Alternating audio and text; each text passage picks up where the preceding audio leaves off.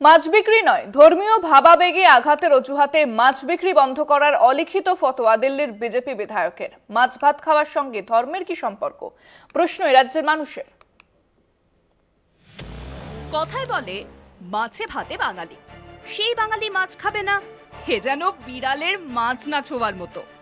বাঙালি বিশ্বের যে প্রান্তেই থাকুক না কেন মাছের গন্ধ ঠিকই খুঁজে পায়, কিন্তু ধর্মের অজুহাত দেখিয়ে সেই বাঙালির পাত থেকেই যদি মাছ কেড়ে নেওয়ার চেষ্টা হয়, এমনই এক অলিখিত ফতোয়া শোনালেন দিল্লির বিজেপি বিধায়ক রবীন্দ্র সিং নেগি।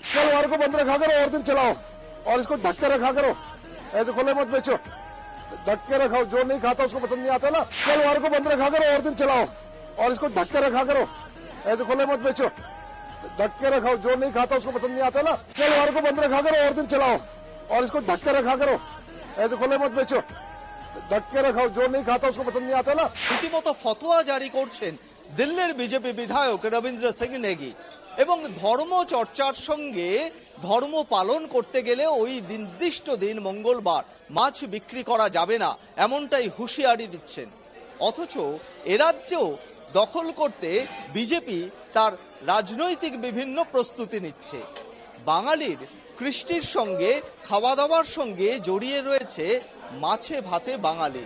বিধায়ক নেগির কথা শুনে কি ভাবছেন বাংলার মানুষ? ভবিষ্যতে এমন ফতোয়া রাজ্যে লাগু হলে তারা কি মেনে নেবেন? না, রবীন্দ্র সিং নেগি উনি বাংলার কালচার কৃষ্টি কিছুই জানে না। উনি কি ওখান থেকে বসে ঠিক করে দেবে বাঙালিরা কবে মাছ খাবে না খাবে? আমরা তো আমাদের কৃষ্টি কালচার অনুযায়ী চলবো। আমরা তো যেভাবে রীতি মেনে চলি, যেমন শিবরাত্রির দিন আমরা নিজেরাই আমাদের ওই দিন পুজো পার্বণ হয়, উপোস করে মহিলারা, আমরা মাছ খাই না। অথবা শীতলা পুজোর দিন আমরা পুরো অরন্ধন থাকে, তো সেটা তো আমরা আমাদের ব্যাপার। উনিও এখানকার বাংলার কৃষ্টি কালচার কিছু জানেন, উনি যা চাপিয়ে দেবে সেটাই আমাদের মানতে হবে। মানে ভাবা যায় এরকম? কোনোদিন কি আমরা ভাবতে পেরেছি যে আমরা ভোরবেলা উঠে বাজারে আসবো, মাছ কিনবো, কোন মাছটা কি ভালো? আর সবচেয়ে বড় কথা যে সরস্বতী পুজোর দিন আমরা কি করি, জোড়া ইলিশ নিই। ধরুন মঙ্গলবার দিন হলো, সরস্বতী পুজোর দিনটা মঙ্গলবার হলো, সেই ইলিশ মাছটা নেব না? মাছে ভাতে বাঙালি, আমাদের বাচ্চাদের পাতে মাছ না দিলে আমাদের বাচ্চারা ভাত খায় না। তো উনি কি ঠিক করে দেবেন আমরা মাছ খাবো, কখন খাবো না? মাছ নিয়েও রাজনীতি, মাছ ভাত খাওয়ার সঙ্গে ধর্মের কি সম্পর্ক? অনেকেই বিজেপি বিধায়কের এমন ফতোয়ায় আগামী দিনে বাংলার গেরুয়া শিবিরের রাজনৈতিক ভবিষ্যৎ নিয়ে প্রশ্ন তুলে দিয়েছেন। কোনোভাবে মেনে যাবে না। সবচেয়ে বড় কথা, মানুষের পেটে আঘাত করে কখনো কোনো পার্টি দাঁড়াতেই পারে না। সবচেয়ে বড় কথা, আর আমাদের যে তৃণমূল সরকার সবার পেটে আগে লাথি মারে না।